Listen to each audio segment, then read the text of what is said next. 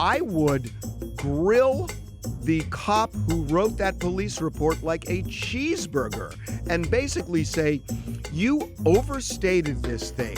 You made this way more dramatic than it really was, because look at what you wrote. Explain to me how off Tiger is when you look at the video, because the police report and the video to me don't match. Welcome to the Two Angry Men podcast. Mark, I think Tiger Woods, if he fights this DUI, I think he can win. But before I reveal Tiger Woods' strategy, and I think there really is, and I have a feeling you're going to agree with me, but let's talk about Tiger Woods name-dropping Donald Trump. It was one of the most bizarre things I have ever seen a celebrity do. Number one, how the hell did the Jupiter police let Tiger go into the woods? I mean, he literally walked out of their sight after this crash before any DUI test, any field sobriety test, and they let him go there. And then he walks back and says, I was just talking to the president. So was he talking to the president? Because the president seemed nervous when he was asked about that. And they won't respond to us. We've called them numerous times. They will not say anything about this alleged phone call. Why do you think he called Donald Trump? I don't know, but I'll tell you, if I'm defending Tiger Woods, one of the best facts you could have is that the police lost sight of him for a period of time. 100%. But we'll get into it. But I'm sorry. Why did Tiger Woods call Donald Trump? You know the answer to this. Of course I know the answer. Then be honest about it. Come on. Was calling because he wanted to make sure the president didn't hear about it and think that his grandkids were in the car. You're serious?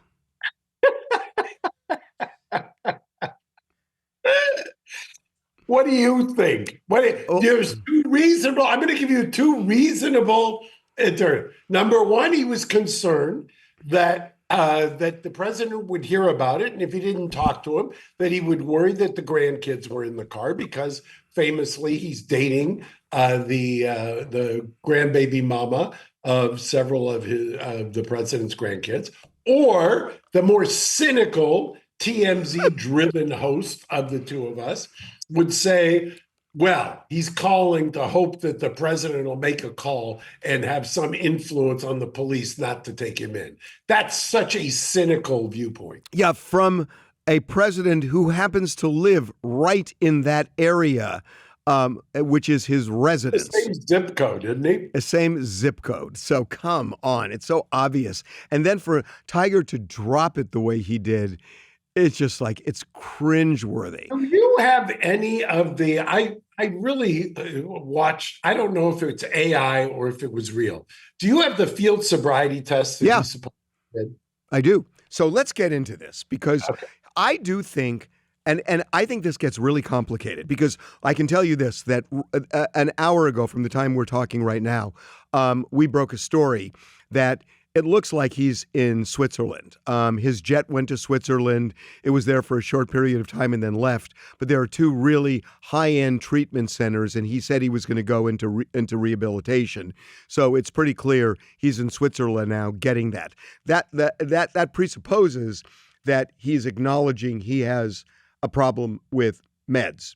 And so Or it could presuppose that he's aware that if, one of the things I said immediately after the arrest was he refused urinalysis. Right. Urinalysis is useless, by the way. I mean, in California, they don't even use it anymore, basically. Urinalysis doesn't tell you anything. However, if he had a sharp lawyer, and he in the past has had very sharp lawyers, they probably went and had blood drawn immediately upon his release, because they wanted to see what the blood would show. And if they knew or got those blood results, saw that it was a level that would be consistent with somebody who's under the influence, get him on a private jet and get him to Switzerland. Yeah, well, look, I can tell you this, that when he was busted for DUI in 2017, he had the following in his system. He had Vicodin, he had Dilaudid, he had Xanax, he had THC, and one that I can't remember. So he had a pharmacy in him that day. And yeah, that's Friday night in West Hollywood. so not exactly. I mean, as we sit here in the so-called 30-mile zone, that's a standard cocktail. You want to go out for a scotch? Or okay. So look, here's why I think Tiger could get off if he fights this. When I read the police report, and by the way, I think there's a huge inconsistency in this police report that I think. And I hope, do you have the unredacted that you can put up on the screen? It's almost unredacted. It's got a couple of HIPAA things in it, but the two things the thing that really struck me was they really make him look out of it when you read the police report, that he failed all of these field sobriety tests, but there's an inconsistency because there's one part where they say he's lethargic. And then there's another point where they call him talkative and alert. Those two things are inconsistent, and it's during the same time frame. And when the police get inconsistent in a report like that, a defense lawyer can rip that apart when the police testify. How can he be lethargic and at the same time talkative and alert? It's hard to reconcile those two. Well, by the way, if you do have the video, and if it's not AI, I always say that now. I've gotten to the point where I'm afraid that I got April Fool's pranked. But if that video is actual, you can drive a truck through the inconsistencies in the police report. And I'll tell you why. He is doing, and mind you, this is a world-class athlete, so the prosecution's going to diminish his performance. But the fact remains, he's doing what 99% of humans can't do stone cold sober in those field sobriety tests. Mind you, field sobriety tests, I've never understood why anybody, when they get pulled over, goes through a field sobriety test. It is so much voodoo, if you will, because this idea, for instance, walk 9 steps, come back 7 on an imaginary line. The imaginary line is in the mind of the officer. You're not only walking 9 steps, coming back 7, but you've got somebody who is projecting his imaginary line into your brain, and you're nervous because you just got pulled over, you're on the side of the road, or in this case, you're in an accident, and you're supposedly trying to satisfy an officer's completely subjective interpretation of what you're doing. I mean, the idea of complying with field sobriety tests as opposed to a chemical test, which in most jurisdictions you give implied consent to me is mind-boggling. Well, okay, couple of things. I've seen it. I've looked at the whole thing over and over and over again. Number one, he was not asked to walk anywhere because the first thing he said was, I've had 20 surgeries, my leg is screwed up, my back is screwed up. So they had him sit and they never made him walk. And that makes sense. And then they had him do a series of hand-eye coordination things. And they said he flunked those. When you read the police report, because we got the police report before we got the body cam, when you read the police report, they describe him as being totally out of it and missing all this stuff. And then I watched the video. And then I watched the video. And I got to tell you, to me, yeah, he may have messed up something here and there. He does not look out of it to me. And it looks to me like somebody who is at the height of their eye-hand coordination in terms of hand movements and the kind of the ability yeah. do it in a controlled, sequenced, and responsive way. Yeah, I agree. I looked at this and I just said, he seems, number one, he was just in an accident where his car flipped. And so when somebody gets out of a car like that, they're rattled anyway. And by the way, he admitted to the cops that he had taken medication earlier in the day, in the morning, and this happened at 2 p.m. So he did admit that. He did have 2 pills in his pocket, but that doesn't mean he took them. And I just got to say, even if he had taken medicine in the morning, which he admits, I look at that and I'm just not convinced. And I would grill the cop who wrote that police report like a cheeseburger and basically say, you overstated this thing. You made this way more dramatic than it really was, because look at what you wrote. Explain to me how off Tiger is when you look at the video, because the police report and the video to me don't match. And I think that's the way you win cases. And by the way, not only is that the way you win cases, but one of the things you can do is I would bring, like I said, he's always had just spectacular legal assistance, as you would expect. They potentially will bring a kind of what I call a junk science motion. And what this will be is we are going to at least challenge the field sobriety test for what you want to say, and to exclude the officer's observations.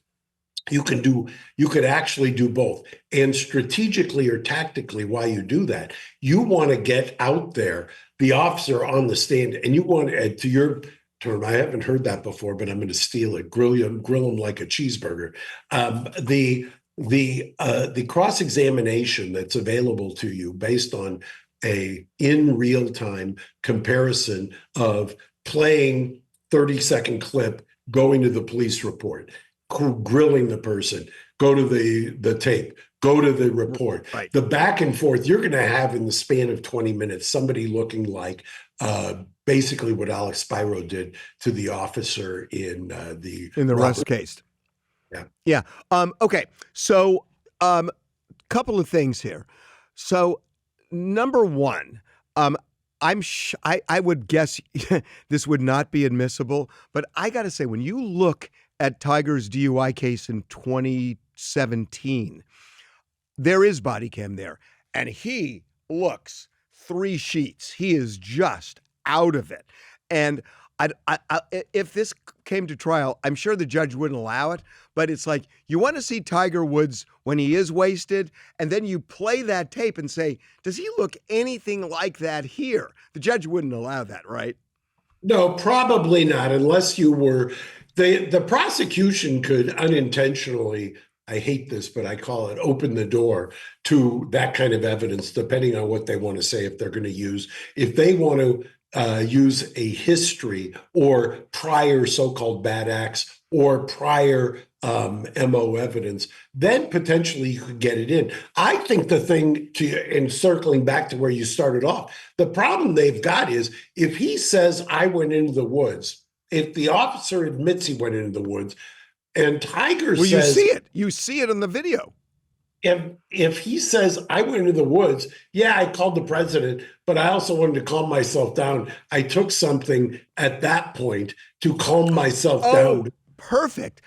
Because he says he had 2 hydrocodone in his pocket. He says, I actually had 3, but I took 1 when I was in the woods. I never thought of that. I never thought of that. Point, that's why even when you do, for instance, a breathalyzer test, part of the protocol under the rules and regulations of a breathalyzer test, the officer swears that he observed the subject for a set period of time. Make sure you don't burp. Make sure you don't expectorate. Make sure you go through a whole laundry list of things. In this case, it's worse because he left the officer's sight. If he had taken something, by the time it metabolized, it's in his system. What they are then measuring is a present tense after driving under the influence. Right, which means the field sobriety test means nothing. It's absolutely irrelevant. Yeah. Everything he said to the officer. All of this makes me believe, and I think you too, that the defense could win this case. Now, let's talk about this. So in 2017, even though he was charged with DUI, it was dropped down to a lesser offense. So he has never been convicted of drunk driving. So, correct. Question, if he got convicted, could the judge consider the medications that were in his system and all of that, given that it wasn't a DUI case? Is he allowed to consider that in sentencing him? Yes, the answer to that is yes, but my guess is totally uninformed, wild speculation. They would never enter into a plea agreement that would leave it at the discretion of the judge. They will know. One of the things about a state court as opposed to a federal court is that in state court, you know exactly what you're going to get. You buy into it at the time of the plea, and you usually bless it with the judge so that you don't get into a situation where you leave it in somebody else's discretion, especially in a case like this that is defensible. And you don't want to be the prosecutor who loses this case in spectacular fashion. So then Tiger Woods is in rehab right now. And the question why? That, the generous view is that he wants to get help. But there's also a thing where defense lawyers will tell a client immediately go to rehab because it's going to be way better for you. Yeah, I'll call that my view. Then there's the 30-mile zone view, which is you want a default position in case it turns out that things go south and you need a fallback position and you've got somebody in rehab. Look, the fact about addiction is that it cuts across every socioeconomic, ethnic, whatever gender, it doesn't matter. Everybody is 1 degree removed from somebody who's got addiction issues. What you notice about addiction is people who successfully overcome the demons generally have to have a cataclysmic, or in their mind, cataclysmic event. But he had 2 before. His problem, and the issue is not so much addiction as it is getting in the car when you're high. I understand it. By the way, at a certain point, he's getting older. At a certain point, you kind of cycle through that, and at a certain point, and he's on the back nine of his career, if you will, bad pun, and he's also his putative other spouse is the mother of Secret Service protected kids. And if you believe the reporting, I don't know if you've reported on it, supposedly Secret Service wouldn't let him drive the kids. And maybe that's why he called Trump to say, I need help. I know the Secret Service has already said I can't drive around your grandkids. I'm going to go get help. I'm going to get out of the country. I'm going to get off the grid, and I'm going to take care of myself. That could have been I could see that. We don't always have to be so cynical. You would be the first person to tell a client like Tiger. First of all, you would be the first person to tell a client like Tiger Woods, you got to go to rehab because this is going to help me cut a deal or help me with sentencing. So I know that. You don't even have to tell me. I know you would. So, look, you got a situation where this is a really weak case, I think. Does the prosecutor basically do the same thing and let him plead down to something lesser, or does he fight it? If he's smart, he pleads to something lesser. This is not a case you want to go to trial on, number one. Number two, I don't think you can prove it if you're a prosecutor. If you're the defense lawyer, you say, go pound sand. I'm going to beat you like a drum. No, that's what I mean. Does the defense lawyer go for broke and go to trial, or does the defense lawyer have him plead to a lesser? The defense lawyer says, unless you give me a non-priorable offense, I'm not pleading this guy to anything. Yeah, that makes sense. Okay, Blake Lively. But also, when we end, can we talk for a second about Nancy Guthrie? Because I have a question for you. Okay, but let's do Blake first. Blake Lively, because boy, for all of those who were kind of presiding over the premature legal death of Baldoni and Brian Friedman, talk about getting off the canvas, coming back in the 15th round and knocking it out of. I mean, this judge wasn't having any of it. Did you read this opinion? I did, and I will say that the victory lap that Baldoni is taking is a technical one, because what the judge said was, look, 10 of these 13 counts I'm throwing out. I'm not throwing them out because I don't believe her. I'm throwing them out because She was an independent contractor, and sexual harassment is not available to independent contractors, only employees. Plus, they used the wrong statute to sue under. But this was not a decision acquitting Justin Baldoni. I agree, but the Justin Baldoni's claims, which were dismissed, were also not on the merits. And all of this goes to show you this fight. And as you know, I love Brian dearly, and I would, and I love the fact that he's getting paid for this fight. But talk about a exalting form over substance in terms of a legal battle. I'm going to just venture a wild guess that both sides in this case have probably, because I know the firms that are prosecuting and defending the case for her. And I'm going to venture to say there's been $35 to $40 million spent on this case. I wouldn't be surprised. It's shocking to me. So here's my thing about it. So right now, 3 claims have survived, and it's retaliation. Out of those 3 claims, the judge basically invited them to bring yet another motion on 2 of the 3. Okay, well, what will be left, whether it's 1 or 2 or 3, is she's saying that when she made a claim that it was a hostile work environment on the set, Justin then concocted this plan via publicists to destroy her, to ruin her career. She says she's lost tens of millions of dollars as a result. So here's my question. I just don't see how either of them comes out with a career if they get cross-examined on the stand. I mean, it's going to be so brutal for them. They're going to both get torched. It's like, it just seemed to me so long ago this case would settle, but it looks like it's not going to settle, and there's going to be a trial next month. Is this a thing where they pick a jury and they're about to do opening statements and the lawyers go in the hallway and all of a sudden they come back in and say, Your Honor, we reached a settlement? I mean, is that what's going to happen here? So I have taken the view here that the reason this thing has survived so long is because it's in the federal district court in Manhattan. That if this were in the LA Superior Court, this case would have settled before.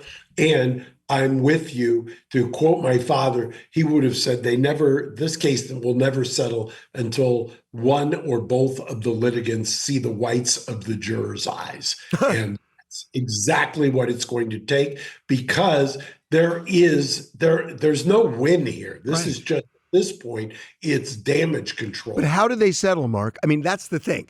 What do they do to save face, and how do they end this thing? They will craft language that makes it palatable to both sides.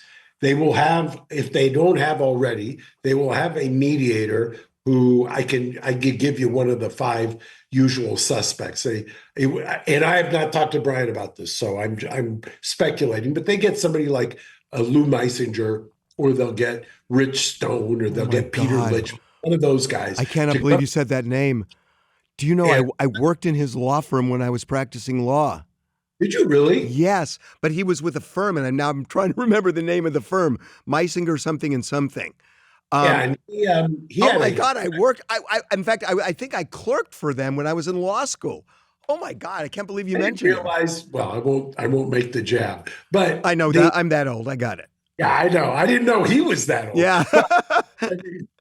But by the way, those 3 that I just named were kind of the founding fathers, so to speak, of Signature Resolution, which has eclipsed JAMS, which was state of the art for the kind of go-to mediation place. Meisinger, the reason that people go to him, especially in the entertainment space, and I'll give him permission to use this clip because I've used him before, is he understands how the studios think. He understands how the talent thinks, and that's a great. But how do they save face? Because it's sort of like, she is making so many claims against him, And he's making her sound like this sinister, impossible person. And she wants $100 million. How do they end this thing? Because they will craft language that will have enough of financial guardrails around it that they can't stray into territory going forward that will cause this to start all over again. And basically, it'll be sold to both sides as, look, you've spent your money, you've gotten where you want, you've aired out your grievances, everybody has already taken a side. It's tribal warfare. Everybody's picked who their tribe is. You're not going to ever turn anybody around. I mean, can you imagine the people who are anti-Baldoni are set in stone? The people who have been savaging Blake Lively, set in stone. Nothing you say is going to turn those people around. And this trial would not be televised. So it's not going to be a Johnny Depp right. where you see something and you say, oh, I was wrong. Right. So I know the way that it normally works, but would it be just awesome if instead of the lawyers explaining that, we've reached a settlement, that Blake and Justin walk into the courtroom together and in unison, they look at the judge and say, Your Honor, it ends with us. What do you think? Actually, I can see Ryan Reynolds. In this day and age, that would not surprise me if it was choreographed by Ryan Reynolds. Boy, talk about the winners in the case. Again, the lawyers, because they got so much money in this case. This is why people don't like lawyers. I agree. And it's precisely why I hate family law, because when you get these kind of breakups, and I've got a couple of business ones right now where it's the same thing. It's partners who loved each other and were close. And then when they break up, it's like family law and there's no reasoning and everything defaults to the high emotion. I've been there, done that. I get it both as a lawyer and as a litigant. You have to take the emotion out of it. Yeah. Okay, you wanted to talk Nancy Guthrie. I did, because I saw something, and I don't know if it was true. I saw Secret Service Sam talking about a deputy in Pima County who was apparently either arrested or suspected of kidnapping. Did you see this? Yeah, we were told that this is completely unconnected to the case. But it's amazing to me. First, you've got a sheriff who has... This is not what's going on. What? It's just not what's going on. Mark, I can tell you, look, we were in the middle of this just because we got the ransom note. Right. Can I tell you what I think happened here? And look, this is speculation, but at this point, so we get this ransom note and it says, we want $4 million by Friday. And if you don't give us $4 million, it's going to go to $6 million. And then if you don't give us the $6 million by the following Monday, we are going to kill her. And that's what the note said. And then we get a letter or an email from a guy who says, I know where she is and I know who the people are, and she used plural, who took her. And we get a second email from this guy. One had the fact of the smash light. Well, I know what happened with the smash light. I think I know what happened with the smash light because in that ransom note, it says the two things we're going to tell you is that that her watch is at the foot of the bed. They described where, and that the floodlight, the white floodlight, was destroyed. And when I saw that word destroyed, I thought that's a weird word. That the person who wrote destroyed it, and now it makes sense. The floodlight was on for security. They went in through the back door. They didn't want to be seen on camera. So they kicked in the light and then they went in the door. I mean, that's what I thought happened from the beginning. And so but you think that what happened is that the camera footage that was captured from presumably from the front door, they realized that's why the hand was going up to try to see if there was a camera there or some kind of... Well, they went in the back. And when they Right. went, because They- when they went in the go back, back the floodlight was in the back, and they kicked the floodlight in because it was on, and they didn't want to be seen. And so, I mean, that's what I think happened. But this person who said, "I know," look, my information is the FBI believes that ransom note we got is real. They don't think that the note about the person who says, "I know where she is," they don't think that's real. I do. And the reason I do is that's the second, or actually the fourth note, because two went to the local TV stations. You got the third. No. There were the first note went to us and two local TV stations. There was a second note that went to just one of the local stations. Well, the one you and the local TV stations got was identical. Identical, and it was the first note, and the police believe it's real. So it's that person who kept sending us notes saying, "I know where she is," and they said she's in Mexico. And we got a note on a Tuesday and I think it was the Tuesday right after she was kidnapped. And it said that, "I know where she is. I know who the kidnappers are." And they wrote, "Time is of the essence. It is immediate." And then we got a note on Wednesday saying, "Give me $50,000. I'll tell you where she is, but time is no longer important." And I found that really interesting because it's obvious what they're saying. But So that's interesting, because if you juxtapose it to Savannah Guthrie's second statement, it would seem that she probably was informed of that as well. Oh, she knew everything. And look, I mean, they were working with the FBI, and I'm not in any way questioning them. I'm just telling you that look, if you were the person who wanted $50,000 in return for knowing where Nancy Guthrie was, you wouldn't say it's no longer important because she's not alive. You wouldn't say that. You would want to make it would want to make it seem like, if you tell me, I can let you know and save her. Why say that she's no longer alive, which is effectively what they were saying, if you want to get the money, unless you're telling the truth. If you were lying, you wouldn't say that. And as soon as I saw that, I thought, wow, that makes this way more credible. But they just never, believe me, the FBI worked hard to track that person down. But ultimately, based on my interactions with the FBI, I don't think they believed this person knew. I do. Well, so I was speaking virtually, I should say, with Brian Enton last night. And one of the things Brian said, besides the fact that apparently all the deputies who belonged to the union voted no confidence of the sheriff, is that the working theory initially was that Nancy had just wandered off, and that the family was saying she wouldn't have wandered off. She couldn't have wandered off. She couldn't walk. She could barely walk. Barely walk. It wasn't like she was out there, out of sorts and with that, and that was the crucial mistake in all of this.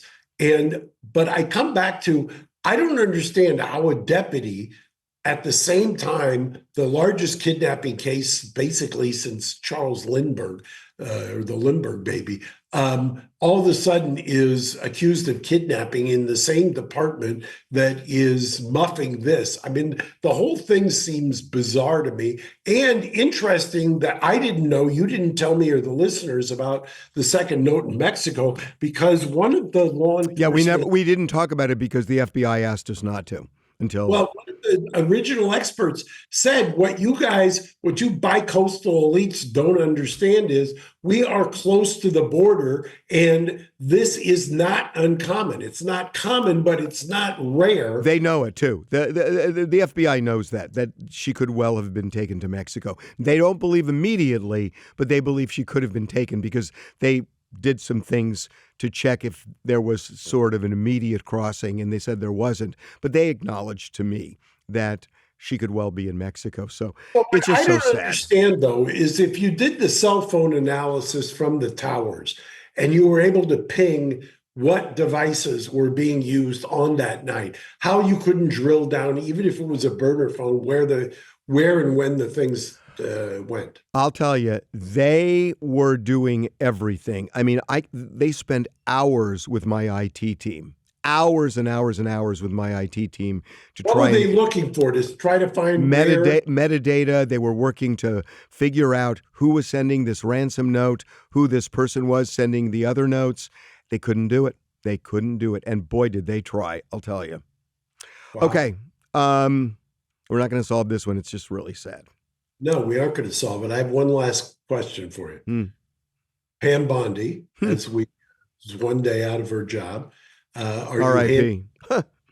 Are you handicapping the next nomination? And I say nomination because whoever gets nominated, Pam was basically second choice behind Matt Gaetz. Who do you think gets nominated? I don't know. I mean, I don't know who they're going to pick. All I know is that, as bad as Pam Bondi was, she didn't do enough retribution for Trump's taste. And he is going to look for somebody who will do more retribution than she did. And it's just going to be a shit show. I don't know how the person he really wants could ever get confirmed. And I think that Who do you think he really wants? I don't know who he really wants, because I don't know who would do what he really wants done. And what he really wants done is very clear. He wants Adam Schiff in jail. He wants Letitia James in prison. He wants to put everybody in prison who he says did wrong to him. And I think that it's going to be really hard to find anybody who is qualified for a job like that who would be like-minded with Trump on that. So I have no idea. Who do you think? Well, the conventional wisdom is Harmeet Dillon, Lee Zeldin, Jeanine Pirro. And all three, I think, are probably logical choices. And I think that it'll come from one of those three, frankly. Can I just not react to that and end this? See you next week. You want to go back to you clerking for Lou Meisinger? Oh my God, I loved him. Okay, I'll see you next week. Bye-bye.